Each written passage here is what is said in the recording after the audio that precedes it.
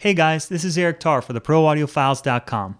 In this video, I'm going to demonstrate a technique that I came up with to enhance the transient of a drum hit. This could be for a snare drum, kick drum, toms, it doesn't really matter. Here it's all about how to isolate the transient of the hit, then add some extra effects to saturate it and excite it and that kind of thing. Then I'm going to blend in parallel that process transient part of the drum hit along with my original sound. So let me go ahead and play you back what my drums sounded like before I did any additional processing.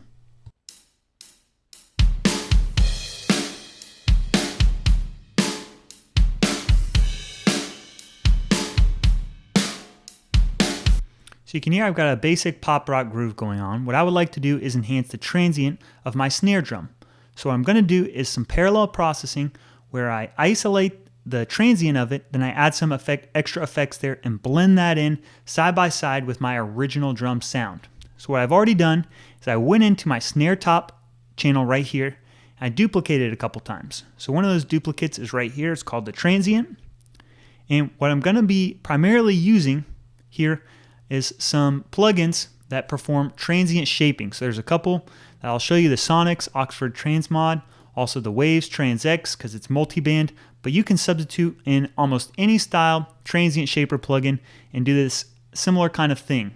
So this effect by itself, if I isolate it, just my snare top mic, I can use it to increase the amplitude at the transient of each one of these snare hits. So it sounds like this.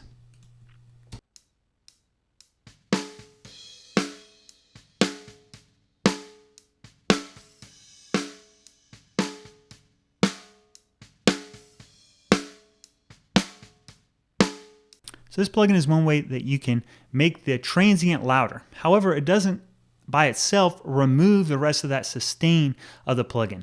So what I've actually done is I created a separate track over here called the inverse. What I'm going to be doing is combining these things together. And in fact, the inverse is a track where I've inverted the polarity. So it's the opposite of this track over here.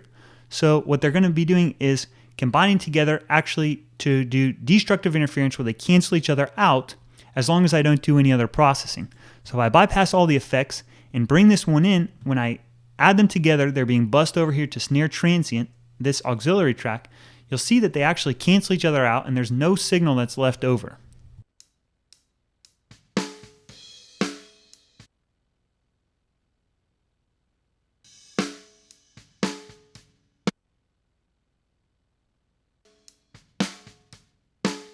So the thing to know is whenever you do this, as long as the signals are identical, they cancel each other out. But if there's any difference or any change in one of the signals, that's going to be left over and that's going to go through.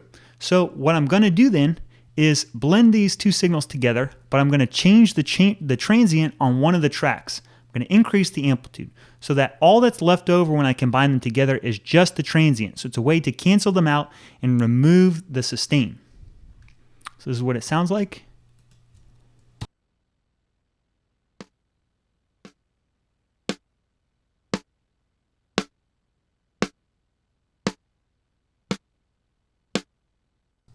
So the effect that I'm doing ends up being kind of a lot like a gate, where you have a threshold and you can determine at what level the processing kicks in. You also have this overshoot button to change what's the duration. You have a lot of fine detail control over here on how long you want your transient to last or how short you want it to be. So I'll play around with that a little bit.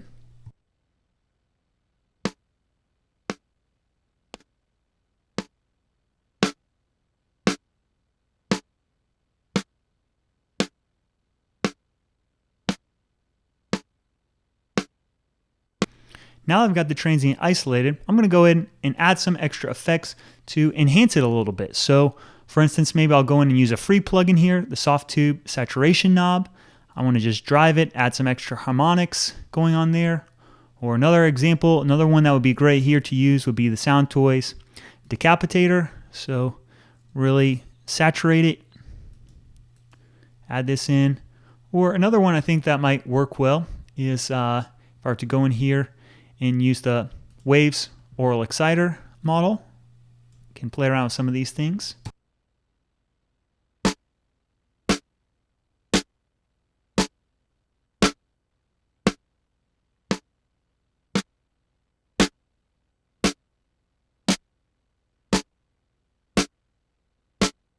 So now what I've done is I've isolated that transient and I can blend it in with all this extra saturation and excitement that I've put on it, and blend that in with my original drum sound.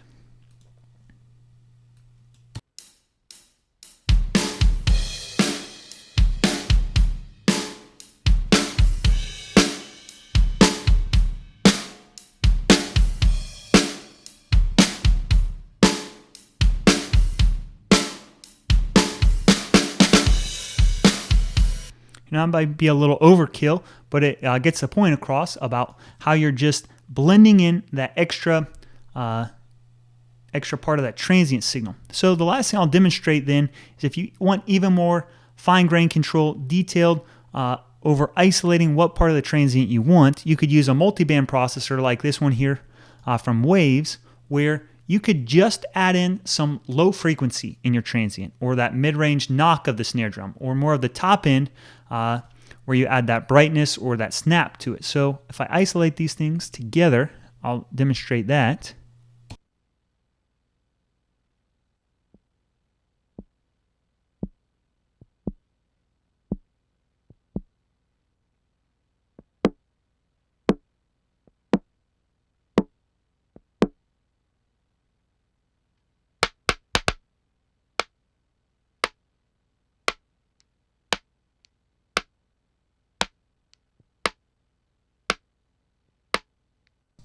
So let's try that in parallel.